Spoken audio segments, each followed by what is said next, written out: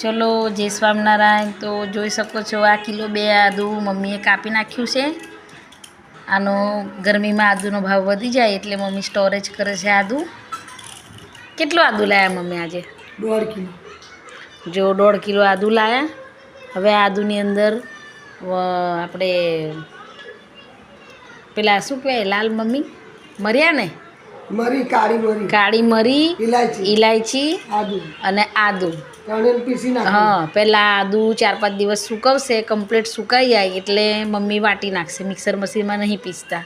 પછી વાટે ને એટલે એના અંદર ઇલાયચી અને કાળા મરિયા નાખી અને વાટે। અને જો આ 1 મહિના પહેલાં કર્યું હતું, ફ્રીજમાં મૂકી દેવાનું। આ આદુ જ છે, આના અંદર મરિયા ઇલાયચી નાખેલું જ છે। જ્યારે વાટે ને એમાં નાખી દેશે અને આને ફ્રીજમાં અમે મૂકી દઈએ। જ્યારે બી ચા બનાવી હોય અને લીલું આદું ના હોય તો આમાંથી અમે લઈને આદું નાખી દઈએ છીએ।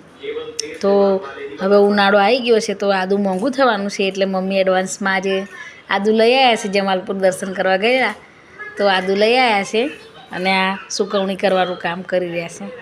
ચાલે ને મમ્મી આદું? આદુ ચાલે ને? આદું ચાલે। તમે બી એવું કરજો સુકવણી, હા।